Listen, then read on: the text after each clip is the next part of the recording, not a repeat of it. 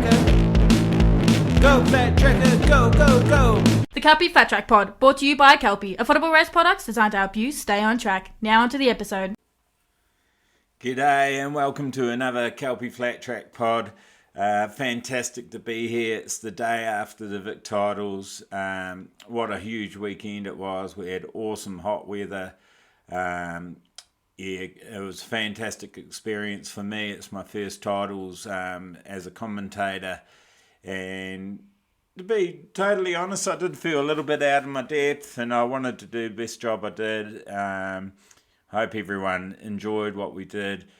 Some things didn't work out. We tried the live streaming, learnt a lot about that. My camera was nowhere near good enough, so I decided not to do the second day. Found out about a few copyrighting laws and that sort of stuff. What else did we discover? Oh, look, with the presentation, I did sort of intend on doing a bit more talking to the riders. Instead, it sort of just became handing the mic to them and letting them say their bit. And I sort of was a little bit disappointed about that, but it was so hot and people standing out in the sun and everything, I decided that this was the better way to do it. It would speed it up a little bit. No disrespect was meant to the riders or anything like that. It was just...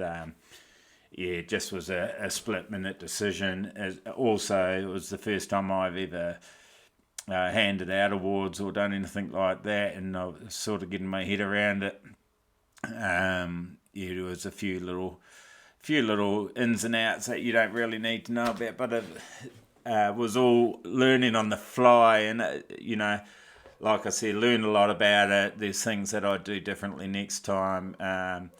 Had just so many conversations, what I took a lot from some over dinner and, different opinions about 19s and how events should be run. As a commentator, I got some good feedback, little tips on how to find out more about riders and that sort of thing. A couple of things that I would have liked is if the program was quite hard for me, and that's no criticism to the organisers because they did such a great job, in a short time to pull it all together and everything.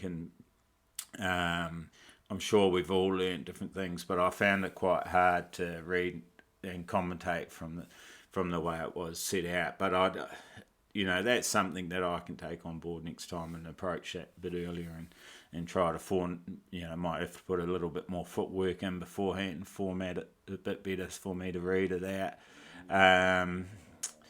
So, a lot of experience learnt there and gained there, and the live streaming, I think, will be a possibility in the future and is a great thing for our sport.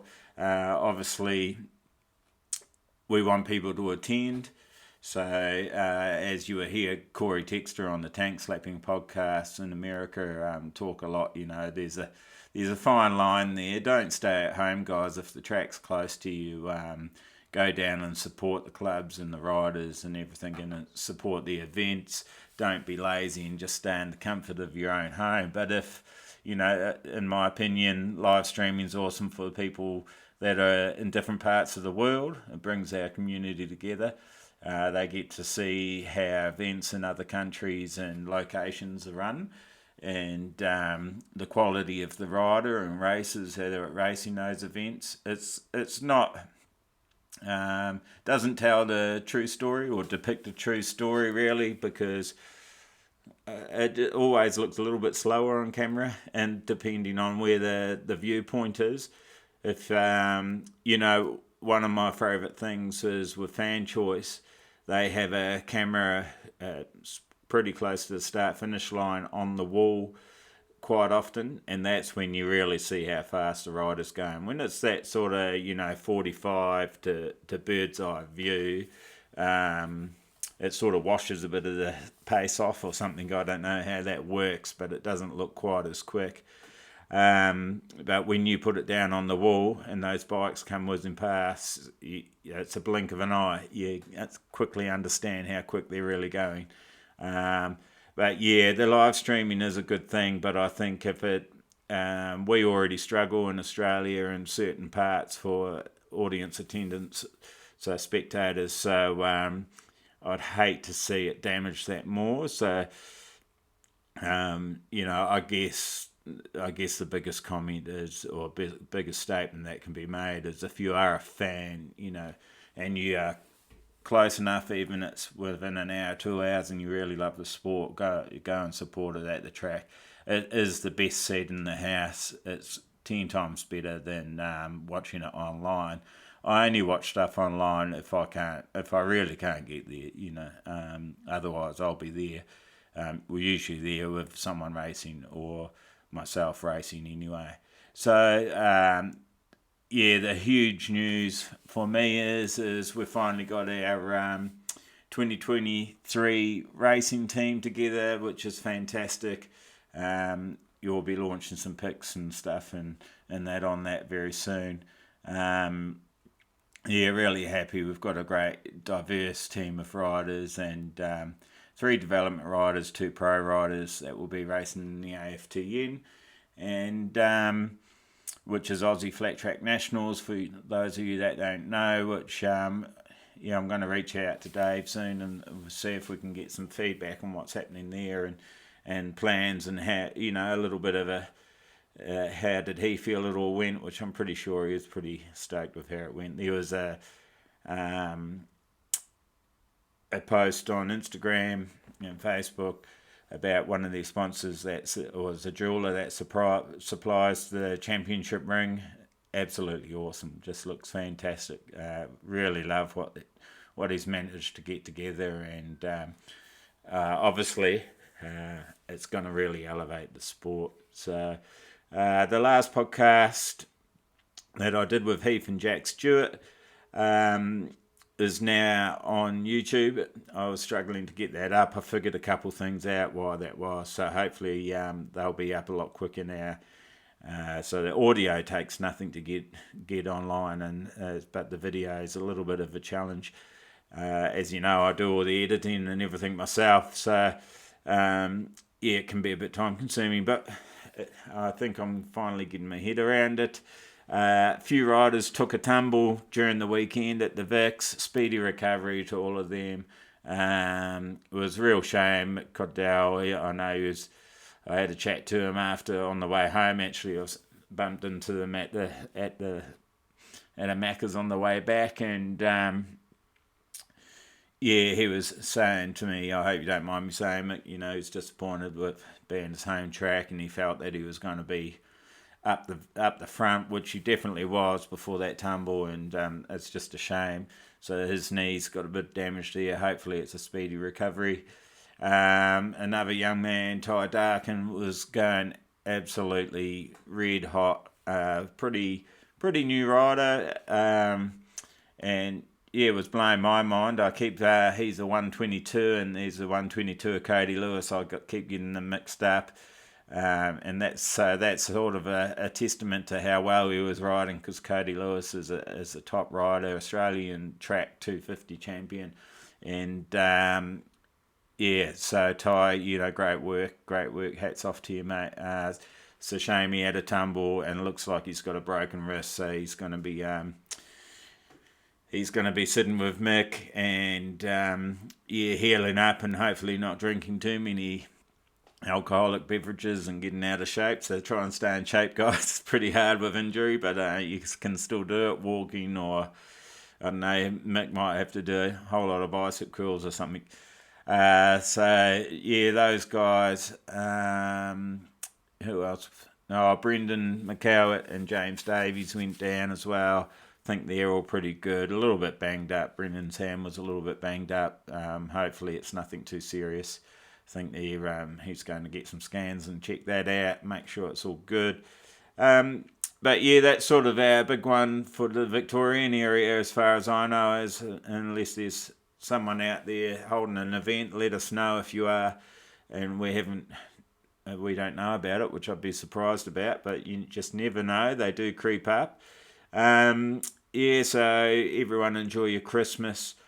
This pod is a first, really, because we got together with James Davies and Brendan McCowett under the MTR tent and did a live one at the track. It went for almost a couple hours, so I'm going to split this into two. So this will be part one, and for the YouTube footage I think it's at about 18 minutes, maybe 19 minutes. I'll be just putting up our logo on the YouTube, so you can get to see us all sitting there in our weirs and under the pit shade for the first 18 minutes, and then someone didn't bring a light, did they? So it gets pretty dark. Rod Jensen very kindly lent us one, but it didn't quite do the job. But thanks, Rod, for lending it anyway and sacrificing your light under your campground. So it gets dark, but I thought we'll can put the footage there anyway, and then there'll just be the logo for the remainder, because it's just blackness.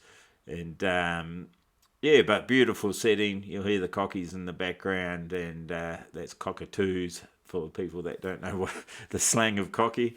Just a great chat with James. James used to live in Victoria, and now he lives up in Queensland. And Brendan and James have a great rapport. So it's probably nice for you. They do most of the talking on this one, so you don't have to listen to me too much. And if I think of anything that I may have missed, we'll talk about it at the end or at the start of part two. So, we'll get into this one. We're up at Broadford at the Victorian State Motorcycle Complex. There was awesome racing all weekend. I can't speak highly enough about the talent level that came.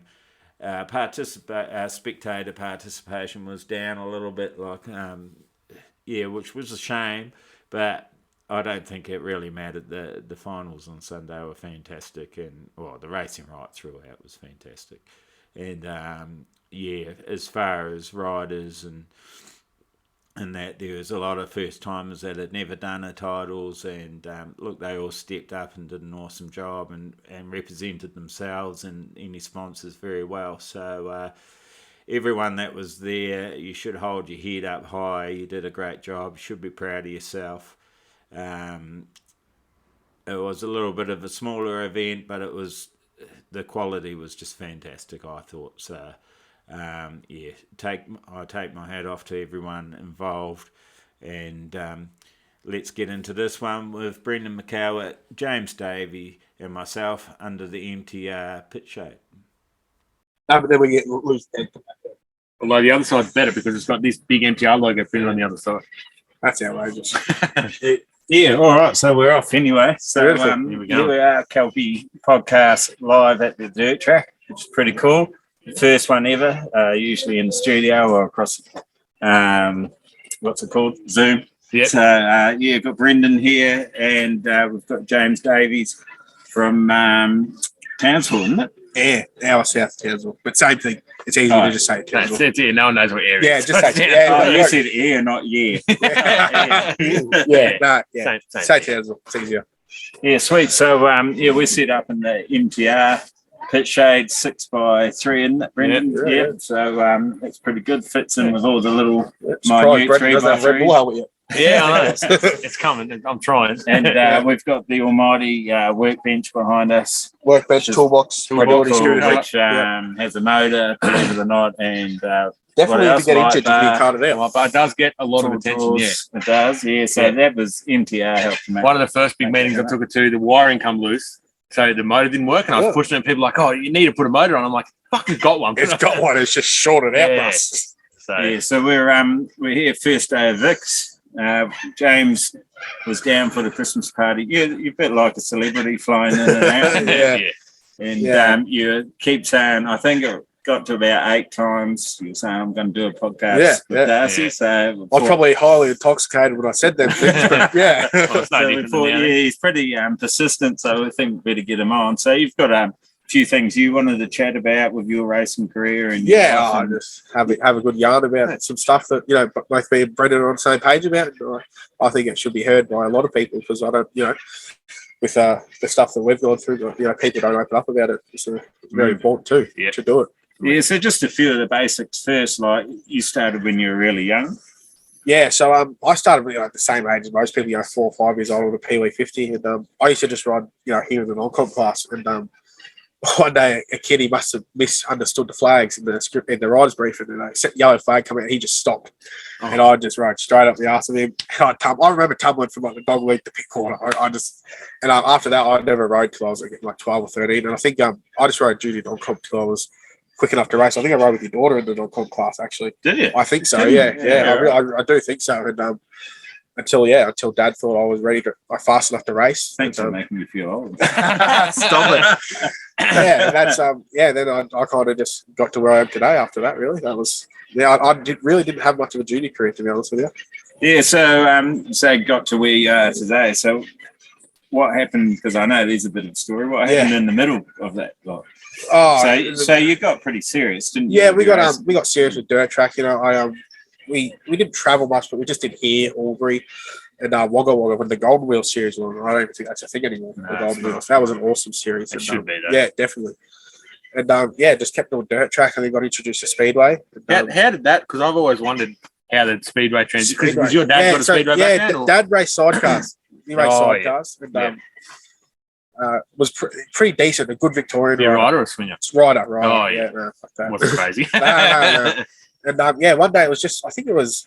When I started riding more often and trying to get a bit better. Dad started bringing me back to the speedway days.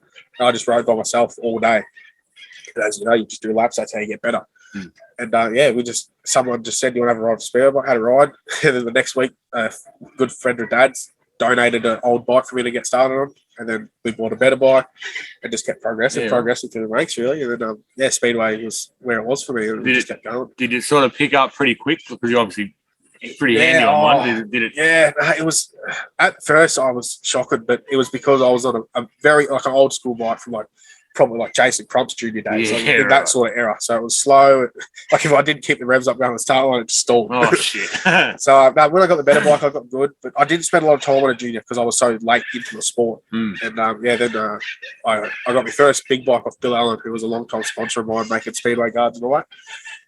Yeah, I got a 500 and went out by myself. And then the next week, Dad went to your boss, bought me a 250. And we just kept going, and we just put all our head into speedway. And I still rode dirt track as much as I could for bike fitness. And then we kept getting to where I am today, really. So when you were doing the speedway, what was the dirt track size bike that you were racing? A 450? Yeah, I was still on my juniors. I was still riding my 150, and then Dad got me a 250F. So I was riding the classes, and they were, it was good. And as good as I got at the dirt track, I was getting better at speedway each time I was getting on the bike. And that's how I got better and better. And then, speedway got a lot more serious where I was, I can make a career out of this. So we just put all of attention into it. And then we just speedway. Almost like we're lined up to go to Europe too, weren't we? Wasn't so much lined up, I wouldn't say. I had a chance to go to the World 250 Championship in France, and I broke my collarbone 2 days before going. So that never happened. So what's a lesson there? Did you think before going to that event, maybe I shouldn't go to that event so close to going overseas, or were you more? It was in a position where the top rider, there was about 4 or 5 Aussies that went, and the boys went. They had a great time. Matthew Gilmore won it. He won it twice in a row, 2 years in a row. So they went. They had a great experience. I missed out on the experience, but when they were away riding and holiday, I was just riding. I was training riding. And I still remember it come back, and Matt Gilmore was first heat. I was like, oh, it'd be sick to beat him on a champ. We went out, I managed to get a win. So, as much as it was one of those moments where you can't hold a grudge against it. What's done is done. It would have been awesome to go get the experience, meet some people in the international scene. But what happens, and you just move on with the future, really. Yeah, right. Yeah. So it was just a crash at a. Yeah, it happened here. We hired the track just for a private day, and the track was we got here and there was ice on the track. Proper ice on the track. It was that cold, but it was sunny, but it was that cold. It was cold Broadford morning. Was the tree still in the middle of it? Oh, no, it would have been gone then, I think. Yeah. But Johnny ripped it, rolled it, and I was riding with 500 because my 250 motors were already in England, and I don't know what happened. It was just one of those moments where everything worked. So I was, humming. I was having a great time. It was working, and I just come in, lost the back end. All I did was low side, but I broke my collarbone in 2 places. I broke in one place, but had like fucking 50 mil gap between the bones. Oh, yeah. And and I got knocked out too. And so, I don't think it was bad that I didn't go, but I missed out on that opportunity as well. Yeah. And then I come around every week here, like it's a. No, it was something that like I didn't even. It wasn't like I found. So the Aussie titles where you qualified for that World Championship, I had a shocker. I was still getting into the sport, but from that time to when they announced that they were looking for riders, blah blah blah, I had gone from like being A concept. I had progressed a lot, so I felt like I had earned my spot. But just things happen. You can't hold a grudge against it. You just keep moving forward with it. It's all part of it, isn't it? Yeah, like that's the risk you take racing motorcycles, especially if no brakes. Yeah, exactly right. Yeah, I rode a speedway bike at one of SSRV days, and I was just scared. Actually, Zoe sent me a video of that, and I was like, he's actually not going too bad for someone that's never rode it. So scared. And then one time coming into pit corner, I was like, because there's no brakes, I was like, almost went to back off where I normally do. I was like, this is too late. What am I going to do? And I was just like, well, I have to get on it. So I just hooked it, and then after that, that's like, it. man, that's you work out very quickly that they don't work when you're off the gas. No, you've got to be on the gas all the time. They're just scary. Like because I just feel like there's not much to escape from. Like, that's right. Yeah, you don't know how to like lay it down. Or, it's a lengthy program. Yeah. Racing with something like that. Yeah, cool. And then when did the long track? So the long track, Jesus.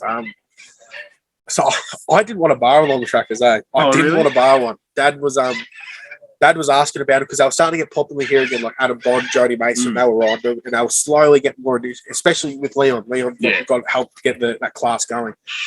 And so hats off to Leon on that one for sure. And he kind of kept pointing at me, and I was like, nah, I'm not too keen, because I just had 250 in seniors. Yeah. And I was just focused on speedway. That's all I wanted to do. And I remember we were in Rockhampton one day. I got invited to race speedway inside a bull arena. Oh, yeah? It was smaller than the junior track in the middle. It was ridiculous. On a 500? On a 500. It wasn't racing. It was just one by one. It was just a demo to get the sport in Rockhampton booming. Yeah.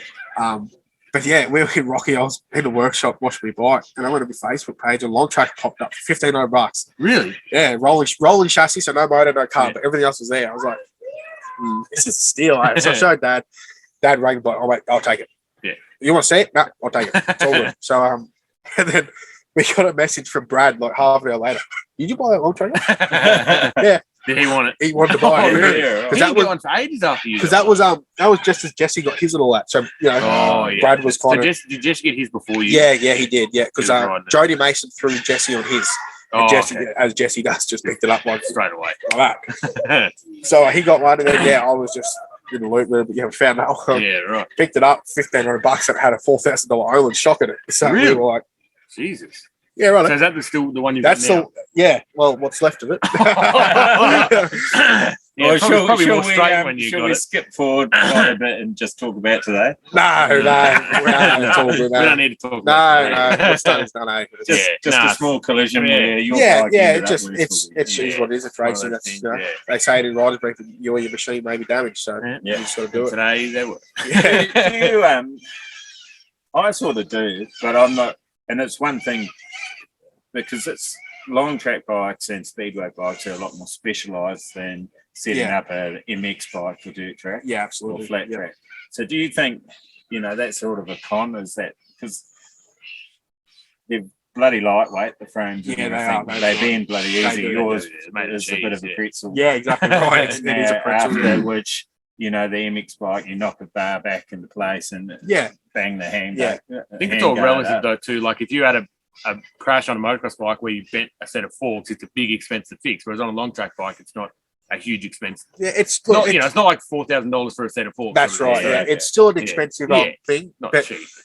Yeah, you can buy every part for it real. With the long track bikes and all that, a lot of people have jigs, so they just put it in there, press it, straighten it out. Unfortunately, my forks are definitely not seeing the jig; they'll see the scrap metal bit. I'd say, we'll get Dad was talking to someone today. Might know someone that's got a jig for the frame, so we might send the frame off and just try to straighten it.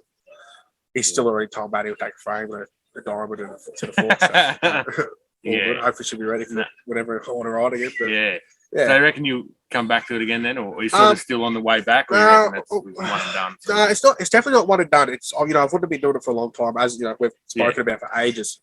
When we have our chats, when I call you up for parts, and we on the phone for an hour and a half. Yeah. No, they're not, man. No, they're not. That's customers the whole time. No, I definitely I don't want to say that I want to get racing full time again. I just want to be able to ride when the opportunity to ride is there. I don't want to feel any pressure to ride. I just, if I feel like doing it, I want to be able to do it. Yeah. So, and that's why I wanted to do it, because it's so much more fun than taking racing seriously. It's more enjoyable. Like today, I was pretty cut when I had to crash. Like I got up, I said, "This sport's a kind of a sport." But I still had like that. Those 2 laps, like we were talking about just before. Those 2 laps were my best 2 laps today. We changed the motor before the race, and it was just like, hopefully this will work better, and it did. So, but So you're not sort of planning on doing Bathurst and stuff, or actually, Dad asked me that before. He was like, "We'll do Bathurst," but I've actually got a shout out to Jake and Kayla. I got their wedding on March. I'm pretty sure it's on that date. Yeah. So we'll go to the wedding and have beers. Yeah, fair enough. Yeah.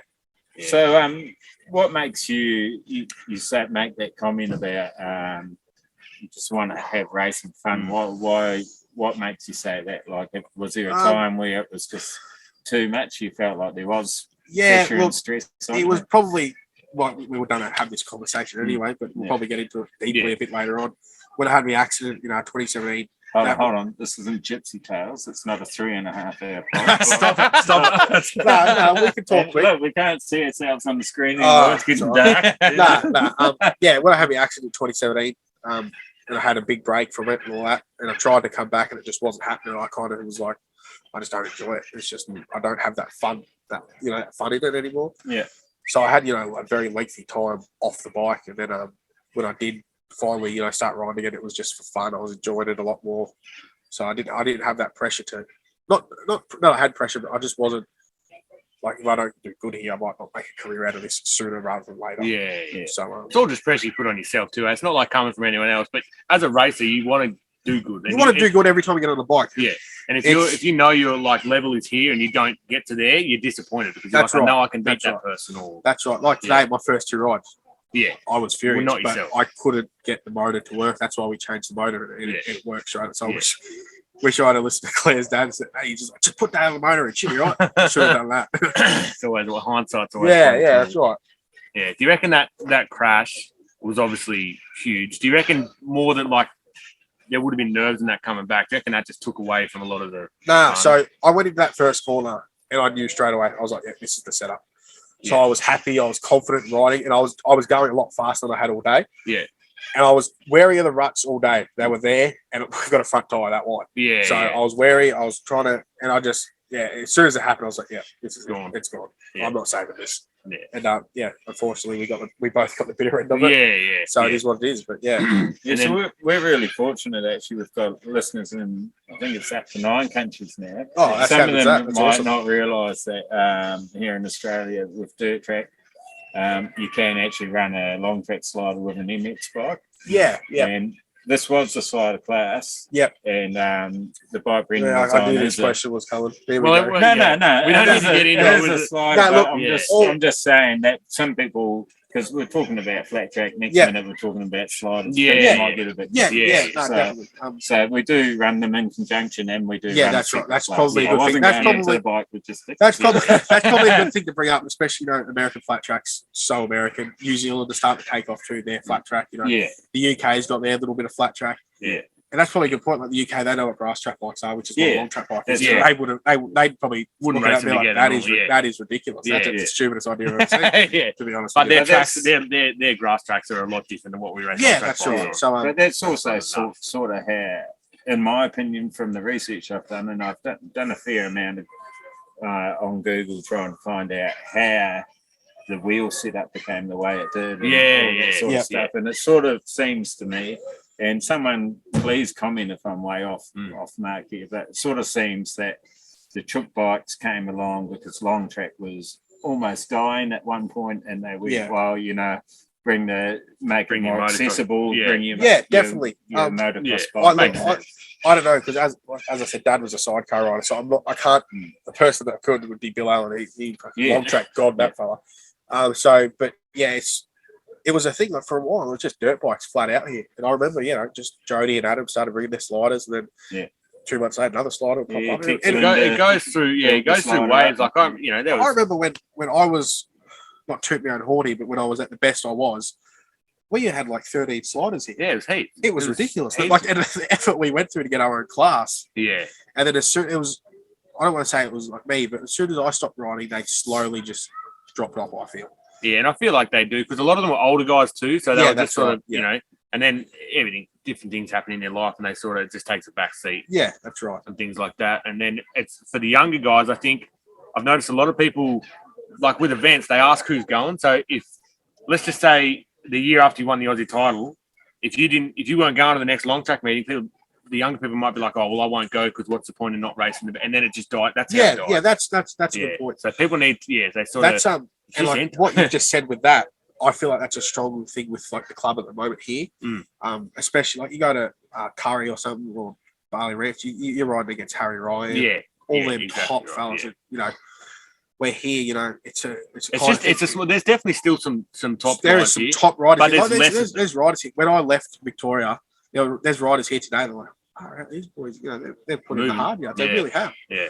And, so full credit to everyone that's like still ride here. But it's easier to get quicker if you're racing more quicker people. Absolutely. Like the only way to get quicker is being on the bike. Yeah. Like you can be the fittest person in the world, but you're still going to get an arm pump if you've never raced dirt track. Yeah, exactly right. So it's just being on the bike. If you're in a race with one Aussie level guy, and then you don't see which way he goes, you're not going to learn. But if you're in a race with 5 Aussie level guys, there's a chance you'll be able to tag on to one of them. Yeah, that's right. And you learn a lot more tagging onto the quick boys than you do being out in front of big races. Oh, 100%. Exactly right. Yeah. That's right. So, I don't know. There's a lot of trophy hunters out there that just sort of. There's always going to be them. They love their $12 trophies, but I mean, they're the ones that rock up to every race. That's right. They're the ones that are there every single weekend. Yeah. When I feel like I should leave. You might be talking about me. No, Darcy, you're all right, mate. I'll take any trophy, even go and buy my own sometimes. Yeah, and that's the thing too. Is they're the ones that are having the most fun. The ones that are probably quicker. Don't care so much about the $12 trophy, but also aren't having as much fun. That's right. I don't know if that's pressure they put on themselves or. Yeah, no. I can definitely relate to the not having fun part and being out front. I went, I think it was 2017 when I got the track record. Yeah. Who now Dak Scott, shout out to Dak, he broke it, smashed it. I remember I only rode the slider because I wanted to win Bathurst that year, and that's the year I did do it. All I did was ride long track bike in 3 classes here. Yeah. And the whole year, I didn't lose a single race. Around the dirt track. Yeah. And, but you don't learn much doing that. No, I didn't. All I got was seat time, which is what I needed on that specific bike. Yeah. So, being out front or not, I just need to be on that bike and have the getting comfy. Yeah, that's the thing. Like I remember that 2018 or whatever it was when I did that Moto Expo. I was riding. I think there was like 12 weekends in a row or something that I was always either racing or practicing. Yep. And I was so comfy on that bike just because I was on it all the time. Yeah, that was a great weekend. That one. I do remember that. That was when I did my foot. I was in the moon, but I remember that. That was right. That was just after you come back from that injury, wasn't it? From the neck injury? I had my neck. Had that big accident. Then come back. Had a ride at Albury and had a ride at Myrtleford. Laid it down and shattered the bone in my foot. Yeah. The whole Myrtleford wall strikes again. Huh? Oh, that's the one. It'll bite you. Yeah. A few of the bikes. A few people. Yeah. A few people say they won't ride these. I got asked would I ever go back, and I said, look, once that thing bites you, I don't think you don't want to go back. And I don't. Mick said the same thing. Yeah, because it's not like it's here, it's supported. It's just straight concrete or straight timber. Yeah. That was that's the sort of track we were talking about. This at dinner. A few of us went up to the pub, and that's the sort of an air fence track. Well, like what you just done, the air fence. So Pioneer Park, I did my first speedway meeting quite a few years, a couple of months ago. And I was practicing there, and he had a concrete fence. And I said to him, a couple of weeks before, I was like, "You got an airbag for this, eh? We're not riding into that thing." Yeah, no, I got an airbag. And straight away, you're just like, "Oh, sweet, all good." Yeah. You don't want to go under it, but if you bounce off of it, well, that's the thing. I see so many crashes where they go under it, and I'm like, man, I don't know how good airbags are, but if you hit it, it's probably okay. They still must slow you down. They definitely do go under. But like Gary Camper in Poland, he was a perfect example of that. didn't finish his career, still ride, but he's not at the level he was in speedway. Yeah. He went under the back and just shattered his. I think he shattered his femur and everything. It was ridiculous. It was terrible. Right. But hey, this is a dirt track podcast, not so much speedway. Yeah. So speaking of, what do you reckon about? Obviously, you see, like you coming back into it is more doing speedway and then the long track, and you tried to ride the 450 today, and it was no. Yeah, like I'll be honest, I've said it. I said it heaps of times. I've watched heaps of videos of me at Bathurst that year that I did really well and won it. And I've said, like, I've even told I was like, no, I'll never ride that thing again. That's scary fast. Yeah. And when Leon called me up, I just was like, I got that little bit of excitement to just, try it. And I'm glad I did. I'm glad I came. Yeah. I could just, And the 450, it was back to back with the slider class. Yeah. And I already had enough pressure on the plate with that. So I was like, and I just didn't feel comfortable on it. Yeah, it wasn't your own bike. But all good, Jess. Claire's going to watch it one day. It's all good. So do you reckon, when you race up there now, like back, you race the 450 or no? I probably will. But our dirt track club's in a bit of a tight spot at the moment, so we'll see what happens there. But no, I'll see how I feel. Yeah, it's good. Sort of different world up there, I suppose. Yeah, it is. It is. As I've said in the phone calls we've had, I can ride my Claire's KX with a knobby on it out my front door down to the river and just not get harassed. Yeah, so, it's and it's a fair Can you height. elaborate on the tight spot situation? Are they just finding it hard to get riders? No, so there was a bit I think I'm not too close with the club. I was trying to get into the junior coaching because that's what I wanted to do to ease myself back into the sport, give back kind of thing. Yeah. But I think there was just a problem in the committee, and unfortunately they all went their separate ways. New committee's taken over, but they've been left. They basically tried to get going as soon as AMA had their problem. They switched to AMA because they couldn't get volunteers to run meetings, and it was easy. I don't know if you know, but AMA you don't need to have the credentials that you do for AMA to run a meeting. Yeah. So they did that, and then unfortunately AMA had that problem, and now they're trying to convert back. But it's just time. It's just time consuming, unfortunately. Yeah. But I hope it does come back up because, as I've told you, but it's such a fun track to ride. It's one of the only dirt tracks I've ever rode where you like second gear, then like straight on the gas top gear, and then just it's skinny, it's wide. Have you ever been in South Australia? No, I have not. That track's sort of like that too. Those videos I've seen, those tight tracks are out there fun. Yeah, you just feel like you're actually working. I feel like those sort of tracks, especially when they're rough, they separate the men from the boys. 100%. Yeah. South Australia's got a lot of 9-degree corners too, which are no good unless you've got them figured out. But it's hard to. You just got to force passes. Yeah. I'm going to leave you two happy chatters for a minute, and I'll go and find a light. Yeah, right. Okay. Wicked. All right. I like it. You can You got a few tracks up there, don't you? Yeah, we got air, which is literally 5 minutes from my door. Like it's wicked. I love it, and it's right on the side of the freeway, so there's no noise complaints. Oh, but it's also right in the middle of a new estate going up, kind of thing. Oh, so it's not going to be this. Yeah, it's not great. No. So we got that one. Then we got Townsville, which is an hour up north. It's not a bad track. I haven't rode it personally because the one time we went there was when I was just not interested in riding. I was going through that shit that we were going through, talking about, and I just Claire went. I was full that time period. I was full mechanic spec, T-bars in the pocket. Get a little tool belt going. Yeah. And then we got Proserpine, which is an even tighter track than my home track up at home. Yeah, right. They're good. They run practice days every second weekend. So we go down there. And they run race days? They do run. They've started running a lot more race days. But, it's a funny dirt. It's like a Parwood ride park dirt. Oh, really? So when it goes hard, it's hard. Yeah. And then the roof just stains everything. And it's like that big. Rocks, it kills you. Brutal. So no. Yeah. What do you reckon your favourite track is? Up home? Or just in general? In general, for dirt track. Long track, whatever. Dirt track is I'd say here. Yeah. I've always it's easy when you spend so many. You're right. But since I've learned how to ride air a lot better, I do like air. Yeah. Long track easily Bathurst straight up. Yeah. Nothing comes close to it. I've not heard one person say that they didn't. Like it's one of those tracks where like it's just not bumpy. It's smooth the whole way around and it's fast. That's probably what I am not looking forward to though about it is like I just feel like there's not a whole lot of separation. If you're on a track that's smooth and just flat the whole way, like how do you get ahead of someone? You can't. Did you race the 450 around there? I did the first year I went, and it was very hard to ride both because it's so different on both. So that second year I was just being dancing up. Long track all the way. That's it. That's all we're doing. goes to show they put everything into something and then look. Yeah, at the and results you I get. won that. Yeah. I won the Aussie title a couple of weeks later, which I was. Where was that at? Tamworth. And that's Oh, probably one of also my favourite tracks. Tamworth, Yeah, right. great track. Yeah. And it ran by even better people. Shout out to Paul and Jade. Yeah. Yeah. Oh, I can't remember her name. Joe, I think it is. Paul. Yeah. No, that's sick. And Speedway, I've always had a soft spot for Undira.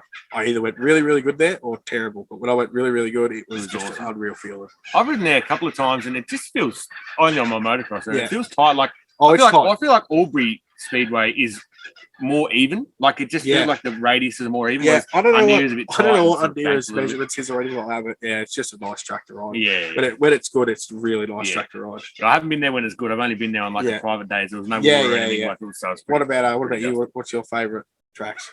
Honestly, South Australia, I reckon. is Yeah, one of my right, favourite yeah, tracks. yeah. I like this. Lots of people don't like it for some reason. I don't Yeah, know why, but yeah.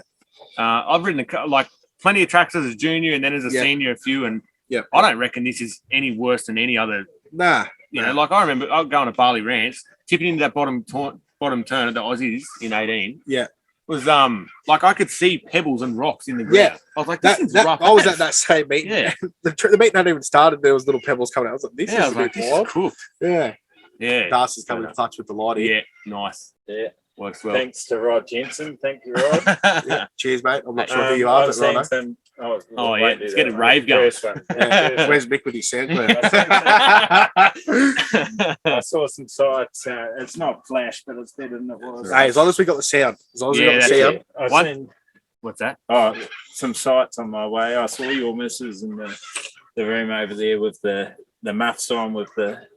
Oh, she's playing with the radio. Jesus Christ. Got to look out for her like a kid. She looks like something on Star Wars. That's your missus, eh? Yeah, I know. Get her under control. Yeah. Hey, one thing I'm always interested in with everyone Yeah. is how they pick their number. And what's kind of, I don't know if they're related or not, but like you're 36 and then Jesse, your cousin's Jesse's 34. yeah. Are they So- related at all? Or Yeah, Just conducted the I'm not process. 100% sure with Jesse. So, Jesse was our grandfather, who I don't think either of us actually met, unfortunately. He was 36, and he was 36 when he raced. I think he raced scrambles and all that. yeah. And Dad was 63 on the sidecar only because the Australian champion at the time was 36. Oh, So yeah. he wasn't going to get that. No, Yeah. Come in, Harrison. Come in. It's got beers. So I jumped to the 36 straight away. Yeah. It just always felt at home. Yeah, fair enough. Jesse was Good always work. 34 because I think Jim might have been 34 maybe. Is that his dad? Yeah, that's Yeah, Uncle Jim. Yeah. Yeah. And then my sister is 363. Oh, yeah. When she doesn't race yet. She wants to, so hopefully Yeah, she okay, can good. have a Another- crack. Yeah, another female another up there, yeah, girl out me there. too. Yeah. And then when Gary was riding, he just Whatever. I'm Gary's role model, so he's just 36 straight up. Oh, was he 36? Yeah, I can't yeah. even remember. Yeah. Yeah, right. and that's it. I always, for some reason, I wanted to go a single digit number when I was a junior. Yeah. I wanted to go at number 4 or something, like Yeah, Ricky yeah. Carmichael, Dungey or something, Yeah, or even Bubba go 7. Yeah. Just it's different. Not a lot of people have single digit numbers. No. Like no. I think Boyd Hollish, he's yeah, number 4. 4, yeah. Yeah, and it stands out. It really Yeah, it does stand out. I think the thing too is like I like when people are attached to a number and they stick with it because then you look through old photos like Kirkness and all that. Yeah. You know who they are straight away. Yeah. So I never went for 36. Yeah. Even the year we went back to the Australian title, Didn't run number 1. didn't run number 1. Yeah. Not that I would anyway. Just Yeah. It's hard because there's so many classes. Like you don't just win.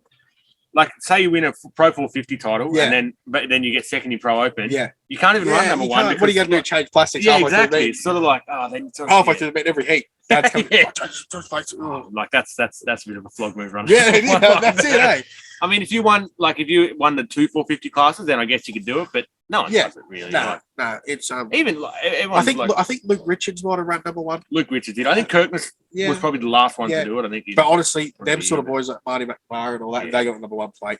They have it. 'Cause You can. Yeah, those boys are top shelf Yeah. dirt track they riders. are. Yeah. So Dirt track, flat yeah. track, oil track. They are top Yeah. riders. Yeah, oh yeah, yeah. And people like Brooksy, like you sort of just know him as J21. J21 Yeah. or 21. Yeah, Yeah, you don't, J21. you know, And that's what I was it'd be saying weird about. for him having number 1. That's what I was saying about like Boyd Hollis. Like in the dirt track community, you say number 4. Oh, that's Boyd. Yeah, It yeah, stands exactly out, right. You know? just know straight away. that's right. So Yeah, yeah, we're like you.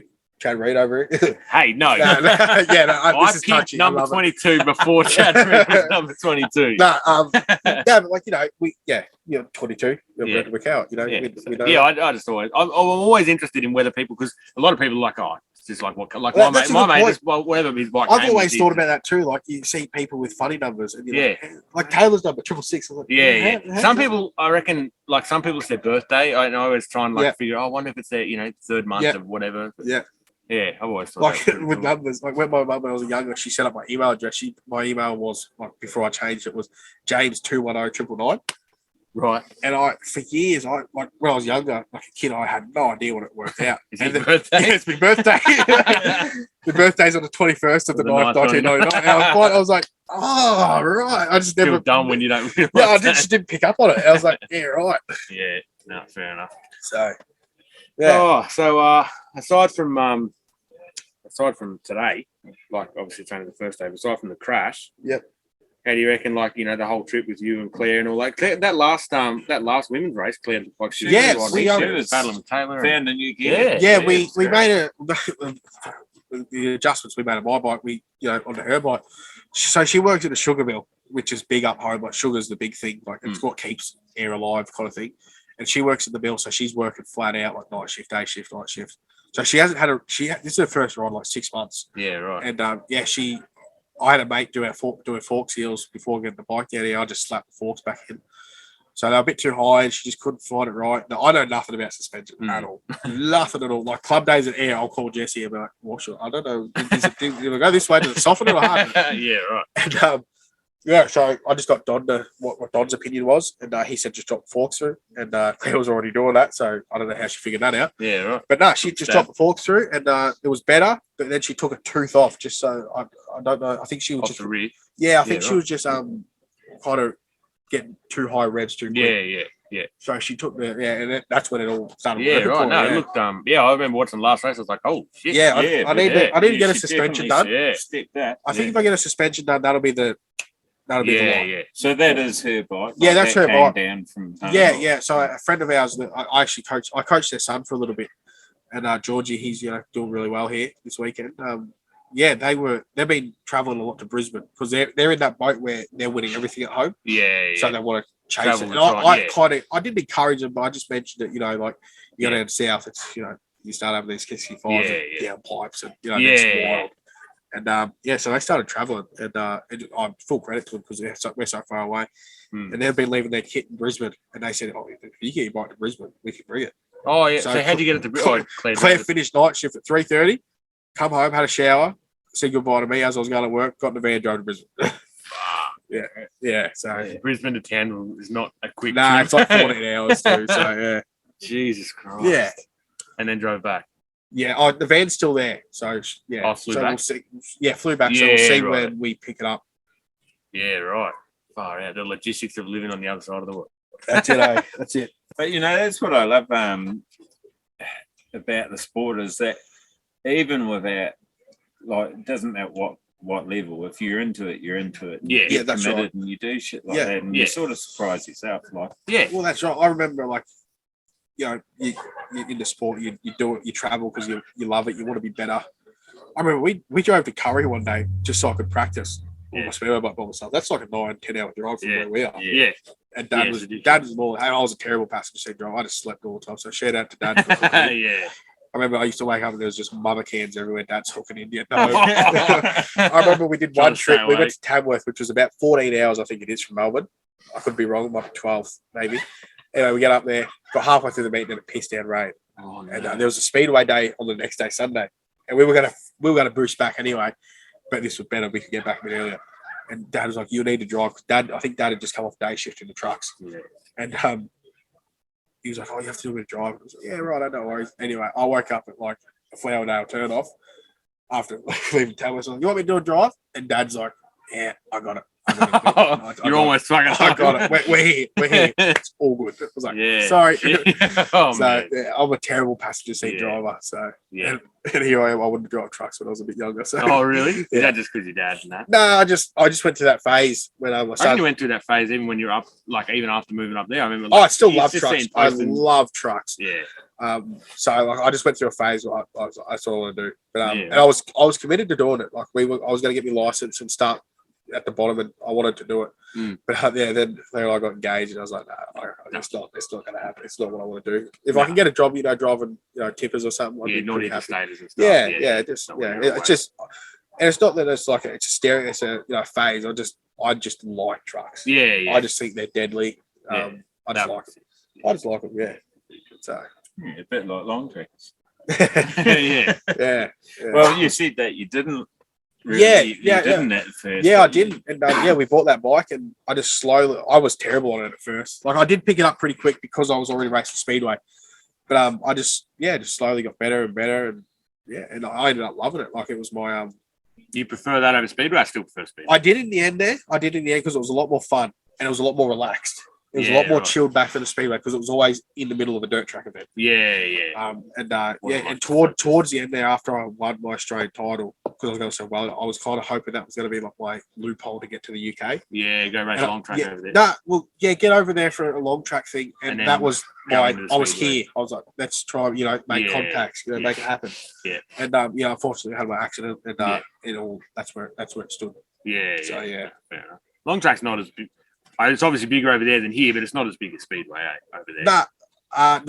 It's in some countries, and it's definitely pretty close. Yeah, right. But I think people just love that initial sport of speedway and long track. Yeah. So I think it's just so easy to access and stuff. So yeah, shout out to Mum taking a photo. Hi, Mum. Can you bring me a beer? You got one here. I do. Harrison. I'm not even up to us. Oh man, I'm gonna have more beers here.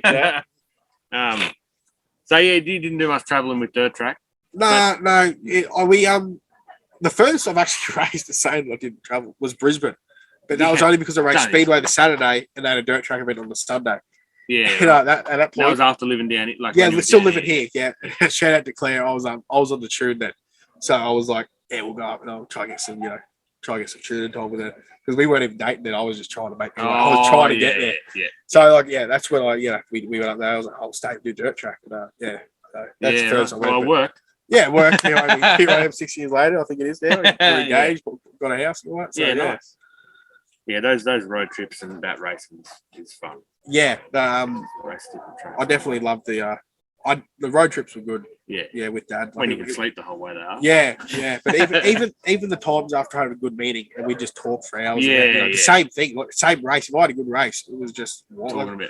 Yeah. I remember my first junior race that I won here against Corey Pangborn. He doesn't race anymore, but he was like at this club at SSOV. He was the top rider. Yeah. And I finally beat him. I don't know how I did it, but the track was just rooted. I cut back on him and I was like, I've got him. And it was on the final corner last lap. And we had to fly to Brisbane that night. I remember the whole flight to Brisbane to Dad. I was just telling him about the whole cutback. I was just so over the moon. That's sick. But then, the opposite side of that is when you travel away and have a bad meeting, it's just a pretty. Yeah, there was a lot of quiet drives. Yeah. But that's part of it, eh? Yeah. So, do you have what you reckon your best meeting was? Yeah. So in Speedway, it's hard to think because obviously that was my main thing. So I did a lot of meetings, but Andira used to do this annual meeting called the Best Pairs, and one year they even had Chris Holder on. Yeah, right. And it was just a club event. It wasn't an open meeting, but it was speedway kind of thing. Yeah. Anyway, I once I got to 500, I started doing it. My first couple of attempts at it were terrible, and the year that I got my new engines, we rocked up and went out practice. The bike was a mess, and changed a few things. Went out and I scored 21 points. Yeah, right. And that's I think I dropped 2 points. Yeah, shit. And I was just like, I got a big paycheck. And Yeah. I was like, oh man, I was over the moon. Yeah. And that's what I was saying about Andira before. I was either good or I was bad. Yeah, And that one in particular, I was good. High and low lows. Yeah, that was definitely a high moment for me. Yeah. What about win an Aussie title though? Yeah, no, that one was Sort of feels like I remember seeing. I can't remember who it was. It was one of the top. It was like Australian Superbike rider or Supercross rider or something, and they're like, oh, because you know how you get the medal from MMA. Yeah. They're like, oh, how good are medals? Because they've obviously got a few of them. But Yeah. for me, I've only got one. For me, it's like an X Games medal. I'm Well, like, yeah, that's not anyone can get these. But what we're talking about, that was my whole goal, whether it was dirt track or speedway, the medal. When I was young, I want one of them. Me too. Yeah. That's what I want. Yeah. And I finally got it, and I was just, Yeah. Now you're like, well, now I want another one. No, I never got that. See, I think that was a thing that sent me in that I wasn't over it, but it was, Sort of felt like you'd I achieved what you felt wanted. like I had. That's all I had because Yeah. I set the goal to get that, and I worked very hard that year to get it, Yeah, and I got it, and I was just like, well, yeah. like, what do I Now, do what now? else do I do now? Yeah, Yeah, so, all I'm going to do is do the same thing for something I've already sort of got. So. that definitely, like, I'm not saying that ended my career, but Yeah. it was definitely one of those moments where I was like, I sort I of did feel it. like I would say that's interesting. Yeah. I wonder, yeah. Just the medal. It's such a sleek looking medal. Like the Yeah, engravings, yeah. everything on it is Big. beautiful. It is pretty big. And it's a too. nice medal, yeah. Yeah. It's just something I've always treasured it. Like I've Yeah. always treasured it. Mine's up in all my trophies in the shed, but Yeah. that one's in the Mine's lounge. not even hanging out. Mine's in a box, Oh, really? tucked away because I love it so Yeah. much. And it also means you're number one in the country. Yeah, that's right. It's So it's you you know, achieved no the one goal. can take that away from me. No, And exactly right. right. Yeah. And so now you have a slightly different approach to racing by the sounds of it. So, Yeah, I do. Do you think are you sort of the guy that will go, I'll have a go at that? Yeah, You know, that's like, so that's feel like if a someone yes said, man hey, sort of we're thing. going ice racing, yeah. you'd be there. No, There's no. a pros and like No, that. there's You know, definitely- no one's tried it. But There's we're gonna give definitely it a crack. line, and that's probably at the other end of it. Nowhere near the line. No, definitely. Yeah, I've got that approach now where, like, I even said to Dad today when I was having a terrible time trying to get that motor to work. I said, "Look, Dad, I don't care when I come. I just hate that I can't ride the bike The way Yeah. you know you can ride. the way I know I can ride it." Yeah. And as I said a few times, I think I said it to everyone today. Like, I've never actually rode that bike when the track, because they've only just started really doing the track like that in the last few years. But I haven't been in. It sort of changes. Like Yeah, now and, it's way different than it was last year. Yeah, and Yeah. I was just struggling all day, and it was just Yeah. annoying that I couldn't ride the bike how the bike's supposed to be rode. Yeah. So Yeah, that's what you're frustrated about. Not the fact you were getting fourth, it's the I fact couldn't that you care. weren't I right. Yeah. literally couldn't care what I Yeah. come, as long as Yeah. I have fun and ride my bike. Yeah. So yeah. Yeah. That's it. That makes a big difference. Just with Yeah. it makes a difference with the results too, like we spoke about. Like, you know, if you go to a meeting and just like, I'm just gonna have fun riding my bike, Yeah. like I've started the last few, it's just Yeah. You know, your results end up following suit. yeah, it just comes, everything comes naturally because you're not trying to force it to happen. Yeah, exactly right. You're just like, Not getting so worked up over yeah, you're like, if I don't win this, I might not make the final. Who Yeah. cares if you make the final? No, At least you exactly. rode your bike, you're in Yeah. one piece, you had fun. you're just going, I like what I've sort of done because obviously work at a bike shop, so you Yeah. touch and feel all the bikes. Yeah. And I just like that being behind the bars, right? Like Yeah. being all that sort of Yeah. stuff. So There is nothing better, right, than, like, in my opinion, I could be wrong here, everyone's got their own thing, but I feel like you're going to agree with this. Starting your bike in your tent, and like one finger on each lever, Oh, yeah. putting it in gear, And just rolling out. goggles Oh. sitting on the perch, and just above the just cruising up. That's 100%. And that's what I mean. Yeah. That's exactly what I've done See, the last few meetings. I'm people like, I'm find just- that stupid, but Yeah. like, it's a feeling that's it's one of those feelings. And I was almost focusing on that exact feeling, just Yeah. like, you know, letting the clutch Yeah. out. And I'm like, and I've then always everything else been- just followed. I've always been petty with that. Like when I was racing speedway, I always had to have my toolbox, every tool the exact same Yeah. format. Like otherwise, in my head there was a little tick saying Yeah. that 13 mil spanners on the wrong side of the 12 mil. Yeah. Yeah. So, but no, 100%. you know, but Everyone's got their little ticks. Like I always put my left boot on first and stuff like that. yeah, I Just remember you little told me that. things, yeah. That bit I don't. When I pack don't the do gear bag, I get dressed in my head. that. Yeah, no, to Claire, make sure I don't forget Claire anything. packs my gear bag. I even said it after I had a crash. I was like, "You want me to pack the gear bag?" No, you'll stuff it up. I was like, "Righto." Fair enough. Yeah. Yeah. I used to pack Taylor's, but she does her own now. So. Yeah. Yeah. Ah, so what else you got? Yeah. What about you, Das? We've kind of you haven't said much since you come back with the light. Yeah. Well, They're light right that now. was the idea, was to let you guys have a good chat and Oh, we chat. Oh, we talk a lot, yeah. don't we? Problem is, if we just started talking, it would just drift off. Yeah. into- yeah, well, that's right. Yeah. It mixes We mixes talk- the pod up, and that's what We- it's we- about. It ended up being about the Yeah. Morgan Wallen concert coming up. Yeah, we talk a lot about that stuff. That, you know, Yeah. I don't know when we're going to get into it, but yeah, we talk a lot regularly about that, and We'll get into because it I think we're a bit, I think we're a a bit closer because we're a bit close now because of it. You know, Yeah, I think we just sort of went through the same kind yeah, of thing. I like to just flick him a message or call him and just ask him how you going and all that. Yeah. I like if he goes like when you went to those meetings, the big meetings, like Oregon. Did you go to Forbes? You went to Forbes? Aussies, yeah. yeah. Like the Monday or Tuesday, I gave him a call. I gave him a call Yeah, just to see how he Yeah, went. Like, yeah. how'd you go? How was your head? And all that. Yeah. You have fun? All that. That's the yeah. Like there's a few people that have, and I still remember. I've told you this. I remember must have been 2018 Vix. I think I was having a shit time. I'd lost fun in racing, and the last club day here before the Vic titles, I was like, I think I'm going to pull out of Vix. This is shit. I'm not having fun. And then I remember James giving me like this super like pep talk. And then I went out and I was like, yeah, okay, I'll do it and I'll do what you said. And I ended up having the best Vic title meetings I've ever had, won a heat. Yeah.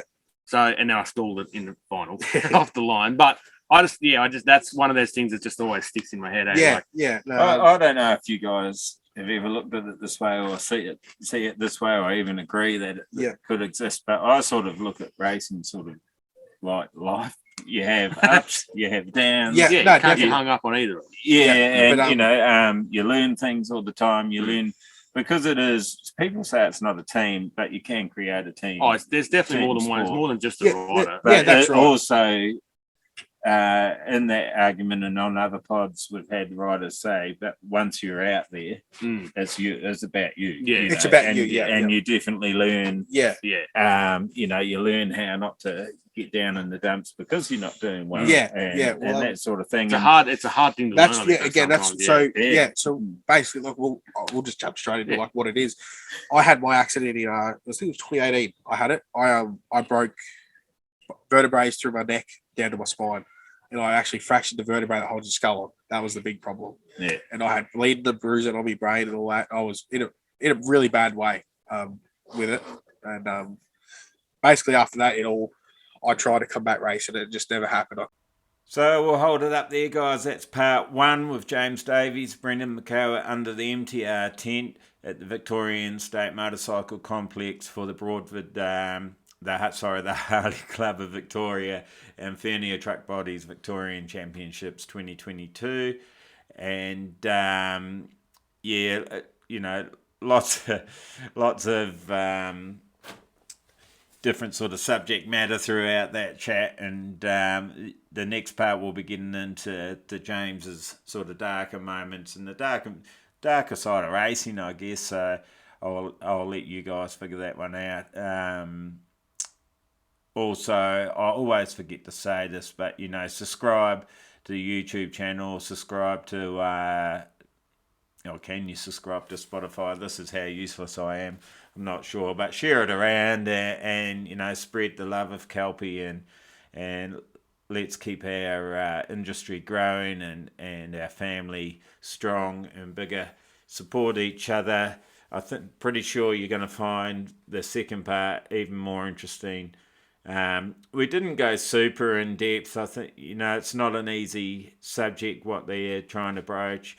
And we might come back and have another talk to James a bit later on and see if we can peel a few more layers off that onion and see and go a bit deeper again. But it's something he definitely wants a message he wants to get out there. And it's a tricky one. So psychological warfare on yourself sometimes.